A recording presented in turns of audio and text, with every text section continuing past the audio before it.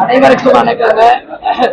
இன்னைக்கு கோவைக்கு எதுக்கு வந்திருக்கிறது நம்ம சொன்ன உள்ளம் தேடி இல்லம் நாடி மற்றும் மக்களை தேடி மக்கள் தலைவர் என்கின்ற இந்த ஆலோசனை கூட்டத்துல கலந்து கொள்வதற்காக இன்னைக்கு கோவைக்கு வந்திருக்கேன்.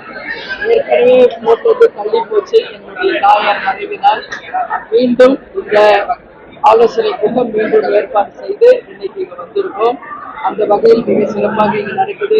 இங்க இருக்கின்ற அனைத்து தொகுதிகளுக்கும் பிஎல்2 முடிச்சு கலெக்டரிடம் ஒப்புதல் ரசீது கொடுத்தாச்சு, பூத் கமிட்டி அமைச்சாச்சு. அந்த மிகப்பெரிய பொறுப்பை அண்ணன் மோகன்ராஜ் அவர்கள், மாவட்ட செயலாளர் சந்துரு அவர்கள், எங்களுடைய கழக நிர்வாகிகள், தொண்டர்கள் மிக சிறப்பாக அந்த பணியை செய்து முடிச்சிருக்காங்க. எனவே அவங்களுக்கு ஒரு பாராட்டு சொல்லவும் வாழ்த்து சொல்லவும் தான் இங்க வந்திருக்கோம்.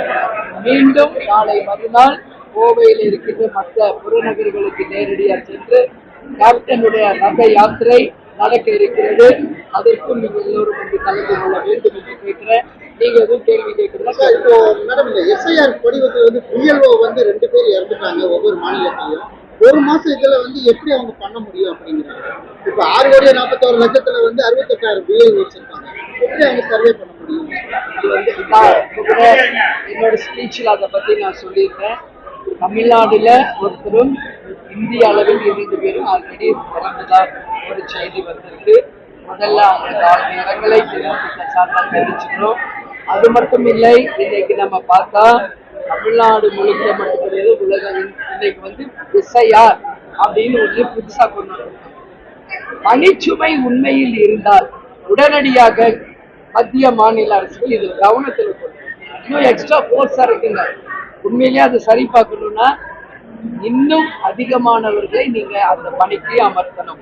ஷிஃப்ட் டைப்பா வைங்க. 6 மணி நேரத்துக்கு ஒரு ஷிஃப்ட் மாத்துங்க.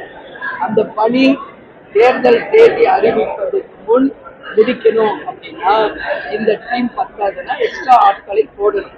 இன்னைக்குதான் தேர்தல் ஆணையத்தில் சேர்ந்த அதிகாரிகள் நேரடியாக ஆய்வு செய்வதாக ஒரு செய்தி, அதையும் நான் பார்த்திருக்கேன். அதனால் உடனடியாக அவங்களுக்கு பாதுகாப்பு நல்ல ஏற்பாடு செய்யணும். அதே மாதிரி எஸ்ஐஆர்னா என்ன அப்படிங்கிறத மக்களுக்கு தேர்தல் ஆணையம் தெளிவாக வெள்ளை அறிக்கை மாதிரி ஓப்பன் ஸ்டேட்மெண்ட்ல புரிய வைக்கணும்னு கேட்டுக்கிறேன். ஆர்ப்பாட்டம் ஒண்ணும் பண்ண மாட்டோம், சொல்லியாச்சு. உறுதியாக எஸ்ஐஆர் முறையாக நடக்கிறோம், அதுல மாற்று கருத்து இல்லை. இது ஜனநாயக நாடு, ஓட்டுரிமை எல்லாருக்கும் இருக்கு. அந்த ஓட்டுரிமை மூலம் அவங்க ஓட்டு அவங்க தான் போடணும். அது மீறி திருட்டு நடந்தா மக்கள் அதை பார்த்துக்கணும். அதிமுக அது அவங்க கிட்ட தான் கேட்கும். கூட்டணி எப்படி அவங்க சொன்னா அவங்க கிட்ட கேட்கும். கூட்டணி எப்படி இருக்கு? ஜனவரி 9 மாநாட்டில் அறிவிப்போம் தெளிவா சொல்லிட்டு இருக்கேன். அது வரைக்கும் நீங்க வெயிட் பண்ணிதான். மக்கள் நலன் அடிப்படையா வச்சிருக்கோமா, கட்சி நலன் அடிப்படையா வச்சிருக்கோம்? தமிழ்நாடுக்கும் தமிழக மக்களுக்கு நல்லது நடக்கணும் தான் கேப்டன் தேமுதிகவே ஆரம்பிச்சேன். அதனால நான் சொல்றேன், உறுதியாக தமிழ்நாட்டுக்கும் தமிழக மக்கள் நலனை கருதிதான் நிச்சயமாக கூட்டணி அமைவும். எங்க கூட்டணி அமைந்த பிறகு நிச்சயம் அதை பற்றி நாங்க வலியுறுத்துவோம். அதனாலதான் எல்லா இடத்துலயும் நான் சொல்றேன், 2026 தேர்தல் இதுவரைக்கும் தமிழக அரசியலில் நாம் பார்க்காத ஒரு புதுவிதமான தேர்தலாக இருக்கும். இந்த முறை கூட்டணி ஆட்சி அமைவதற்கு நிச்சயமாக சாத்தியங்கள் அதிகமாக இருப்பதாக எங்களுக்கும் புள்ளி விவரங்கள் வருகிறது. அதனால சொல்ற, நாளை எது வேண்டும் என்றாலும் நடக்கும், யாரை இன்னைக்கு கணிக்க முடியாது. எனவே அப்படி ஒரு கூட்டணி மந்திரி சபை வரும் பொழுது அந்த அதிகாரம் அனைவருக்கும் பகிர்ந்து தரப்படும் போது உண்மையாக உறுதியாக மக்கள் நலனை முன்னிறுப்போம் என்பதை தெரிவிச்சு. மக்கள் நலனை முன்னிறுத்திதான் இந்த கூட்டணி நிர்ணயிக்கப்படும் அப்படின்னா இவ்வளவு தாமதம் இருக்காங்க. எதை எதிர்பார்த்து தாமதம்? உங்களுக்கு அது தாமதமா தெரியுது. பத்திரிகையாளருக்கு நான் இன்னைக்கே எல்லாத்தையும் சொல்லிட்டேன்னா உங்க செய்தி எழுதுனே உங்க வேலை முடிச்சு. அப்படி நாங்க கிடையாது. எங்களை நம்பி லட்சக்கணக்கான தொண்டர்கள் இருக்கின்ற ஒரு இயக்கம் இது. இன்னைக்கு நாங்க எங்க கட்சி வளர்ச்சி, பூத் கமிட்டி அமைப்பது, பிஎல்2 ஃபார்ம் பண்றதுதான் எங்களுடைய ஒரே இலக்கு. அதனாலதான் இன்னைக்கு 234 தொகுதிகளுக்கும் தமிழகம் முழுவதும் நேரடியாக சென்று மக்களை சந்தித்து இன்னும் தேர்தல் தேதி அறிவிக்கல, கூட்டணி அறிவிக்கல, யார் வேட்பாளர் தெரியாது. இருந்தாலும் நாங்கள் நேரடியாக சென்று ஏன் மக்களை சந்திக்கிறோம், அங்க இருக்கிற லோக்கல் பிரச்சனை, அங்க இருக்கிற மக்கள் பிரச்சனை எல்லாமே நாங்க ஆய்வு செய்து அதையும் ஒரு குறிப்பு எடுத்துக்கிட்டு தான் வரோம். அதனால நான் என்ன சொல்றேன், உங்களுக்கு காலதாமதம், எங்களுக்கு இது கரெக்ட். டிசம்பர் 28 கேப்டனுடைய 2வது குரு பூஜை நடக்க இருக்கிறது. அதற்கு அடுத்து ஜனவரி 9 கடலூரில மக்கள் உரிமை மீட்பு மாநாடு 2.0 மிக பிரம்மாண்டமாக நடக்க இருக்கிறது. அந்த கூட்டணியில் தான் எங்கள் தெளிவான முடிவை எங்கள் தொண்டர்களும் மக்களும் விரும்பும் மகத்தான கூட்டணியை தேமுதிக அமைக்கும் என்பதை கோவை மதுரையில மெட்ரோ ரயில் இது பிளான் பண்ணியிருக்காங்க. இது வந்து பாப்புலேஷன் கம்மிங்கிற ஒரே காரணத்துக்காக பண்ணியிருக்காங்க. எந்த மாதிரியான போராட்டங்கள் எடுப்பாங்க? அதான் இப்ப தெளிவா உங்ககிட்ட பேசுறேன் மீட்டிங்ல. இந்த 2 ஊர்லயும் வந்து சிட்டில மெட்ரோ ட்ரெயின் திட்டம் வந்து ரத்து செய்திருக்காங்க. 20 lakhs people இல்லைன்றாங்க. அதனால நிச்சயமாக மறுபரிசீலனை செய்து கோவைக்கும் சரி மதுரைக்கும் மெட்ரோ ட்ரெயின் திட்டம் கட்டாயம் வரணும் என்பதுதான் தேமுதிகவின் நிலைப்பாடு. இது மட்டும் கிடையாது, Madurai to Kovai, Kovai to Madurai Vande Bharat train அதையும் நிச்சயம் மத்திய அரசு பரிசீலனை செய்து மக்கள் நலன் கருதி அந்த திட்டத்தையும் செயல்படுத்தணும்னு கோவை மக்கள் சார்பாக, மதுரை மக்கள் சார்பாக நான் கேட்கிறேன்.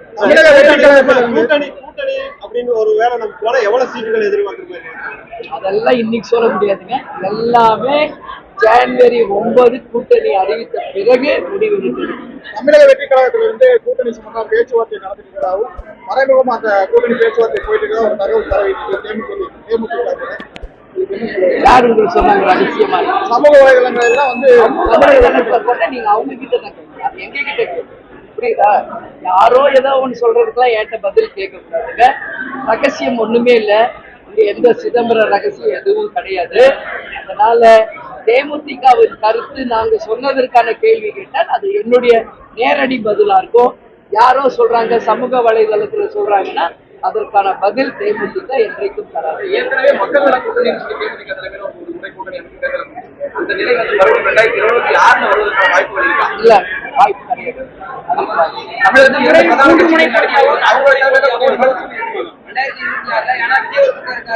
திமுக ஒரு கூட்டணி பண்றாங்க, அதிமுக வழக்கமா 3வது நிர்வாகம் சொல்லும் போது இந்த முறை 4 முனை போட்டியாக இருக்க வாய்ப்பு இருக்குமா? சீமான ஊட்டிங்க அவரு இருக்கிறாருல களத்துல, அது சொல்லுங்க, அதுவும் சேர்த்து சொல்லுங்க. அதனால இங்க பாருங்க, இந்த நிமிஷம் இந்த கூட்டணி இவ்வளவுதான், இவங்கதான் சொல்ல முடியுமா? பத்திரிகையாளர் நீங்க சொல்ல முடியுமா? இந்த கூட்டணியில இவங்க எல்லாம் இருக்காங்க, யாருமே கணிக்க முடியாது.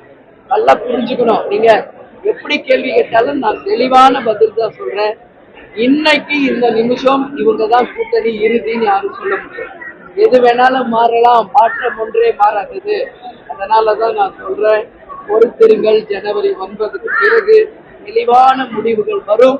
அன்றைக்கு தேமுதிகவின் நிலையை நாங்கள் சொல்றோம். தமிழகத்தை பொறுத்த வரைக்கும் அதிமுக திமுக பிரதான கட்சி, அந்த கட்சியின் கூட்டணி என்பது தேமுதிக இந்த 2 கட்சிகளுடைய கூட்டணியில இருக்குமா, இல்ல வேற ஏதாவது கூட்டணி வருவதற்கான வாய்ப்பு இருக்கா? மொத்த டவுட்டையும் நீங்க கேட்டுருவீங்க போல இருக்க. கொஞ்சம் வெயிட் பண்ணுங்க, ஜனவரி 9 வரைக்கும் சொல்றேன். உங்களோட டவுட் மொத்தத்தையும் என்கிட்ட கேக்குறீங்க. நீங்க இன்னும் 10 வாட்டி கேட்டாலும் என்னுடைய பதில் ஜனவரி 9 மாநாடு. அதே மாதிரி இங்க நடக்கின்ற பாலியல் வன்கொடுமை நிச்சயம் கண்டிக்கத்தக்கது. மெட்ரோ ட்ரெயின் ரத்து செய்யப்பட்டது கண்டிக்கத்தக்கது. விவசாயத்திற்கும் தொழிற்சாலைகளுக்கும் வரிகளை குறைக்கணும். மீண்டும் கோவை மாநகராட்சி சுத்தத்திலும் சுகாதாரத்திலும் நம்பர் 1 இடத்துக்கு வரணும். இதுதான் தேமுதிகவினுடைய ஒரே கோரிக்கை. இங்க இருப்பவர்கள் இதை வந்து சரியான முறையில கையாளதுனால இன்னைக்கு கோவை எங்கு பார்த்தாலும் சாலைகள் சரியா இல்லாம குண்டும் குழியுமான சாலைகளை கோவை முழுக்க நான் பார்க்கிறோம். நிறைய ஆக்சிடென்ட்ஸ் நடக்குது, நிறைய டிராபிக் ஜாம் நடக்குது. மிக முக்கிய காரணம் பாலம் வேலை. இன்னும் நாங்களே எவ்வளவு வாட்டி களத்துல இறங்கி போராடுறோம், இன்னும் கிடைக்க முடியல. பத்திரிகை நண்பர்கள் உங்களுக்கு தெரியும், 2 வீலர்ல நீங்க எல்லாம் டெய்லி போறீங்க. அரசாங்கத்துக்கு மக்கள் ஓட்டு போட்டு ஆட்சியில் அமர்த்தி இருக்காங்க. ஆனா பத்திரிகையாளர்கள் நீங்க கூட மக்களை பற்றியோ நாட்டை பற்றியோ ஒரு கேள்வி கேட்க மாட்டேங்க. எப்ப பாரு கூட்டணி, எப்ப பாரு யாரோட இப்படிதான் பேசுறீங்க. முதல்ல நீங்களே முதல்ல மாறணும். மாறினாதான் இங்க ஒவ்வொருத்தரா மாற முடியும். 4 கில்லர்ஸ் தமிழ்நாட்டுல 4 லைன்ஸ் இருக்காங்கன்னா அதுல மிக முக்கியமான ஒரு லயன் பத்திரிகையாளர். நீங்க மக்கள் பிரச்சனையை தலைவர்கள் வரும்பொழுது எழுப்பும் போது எங்க எந்த பிரச்சனையும் நீங்க கேள்வி கேட்க ஆரம்பிச்சாதான் இங்க எல்லாத்துக்கும் மாற்றம் வரும். அந்த வகையில் கோவை எல்லா விதத்திலும் சிறப்பாக இருக்கணும்ன்றதான் ஒண்ணே கடைசி அரசியல் அதிமுக கூட்டணியில ஏற்கனவே இருந்தீங்க. இப்போ அதிமுக எதிர்கட்சியா அதனுடைய செயல்பாடுகள் எப்படி இருக்கு? தேமுதிக அதிமுக இடையிலான உறவு எப்படி இருக்கு? எதிர்கட்சியா நான் ஆளுங்கட்சியை பத்தி கேட்காம எதிர்கட்சி பத்தி கேக்குறீங்க. நீங்க எந்த பத்திரிக்கை? ஆளுங்கட்சி மேலேயே இன்னும் 1000 பிரச்சனை இருக்கு. கொடுத்த வாக்குறுதியை நிறைவேற்றவில்லை அப்படின்றத மக்கள் கருத்துங்க. நீங்க கோவையில மட்டும் உட்கார்ந்து இருக்கீங்க, நான் தமிழ்நாடு முழுக்க போயிட்டு இருக்கேன். மக்கள் கருத்து என்னன்னா கொடுத்த வாக்குறுதிகளை இன்னும் 50% ஆட்சியாளர்களை முடிக்கல அப்படிதான். அப்படி இருக்கிற எதிர்கட்சியை பத்தி இருக்கீங்க. அதனால கொடுத்த வாக்குறுதிகளை நிறைவேற்றணும், மக்களுக்கு சொன்னதை செய்யணும். அப்பதான் மக்கள் விரும்பும் ஒரு ஆட்சியாக அடுத்து அமையும் என்பது. 200 தொகுதிகளுக்கு மேல திமுக வெற்றி பெறும் உறுதியா சொல்றாங்க. சரி, நான் என்ன சொல்லணும்? ஆளுங்கட்சி மேல நிறைய அதிருப்தி இருக்குன்னு சொல்றீங்க. சொல்லவா? தேமுதிக அங்கம் வகிக்கும் கூட்டணி மகத்தான வெற்றி பெறும். புரியுதா? அதான் என்னோட கருத்து. அப்படி தேமுதிக அங்கம் வகிக்கிற கூட்டணி 200 இல்ல 234 தொகுதிகளில் கூட்டணி மந்திரி சபை அமையும். ஒரு மாற்றமான ஒரு அரசியலாக தேர்தலாக 2026 இருக்கும் என்பதுதான் நாங்க சொல்றது. அதனால நீங்க புரிந்து கொள்ள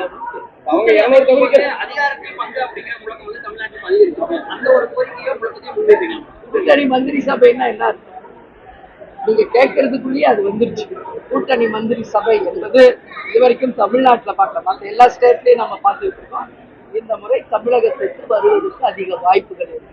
200 தொகுதிகளுக்கு மேல அவங்க ஜெயிப்போம் அவங்க சொல்றதும், நீங்க ஜெயிக்கக்கூடிய கூட்டணியில தேமுதிக இருக்குன்னு சொல்றதை பார்த்தா நீங்க தேமுதிக வருவதற்கான வாய்ப்பு அது உங்க கற்பனைக்கு நான் விட்டுறேங்க. எந்த கற்பனைக்கு நான் பதில் சொல்றது கிடையாது. அதனால தேமுதிக யார் கூட்டணி யாருடன் இருக்கும் என்பதை ஜனவரி 9 மாநாட்டில் தெளிவாக அறிவிக்கும்.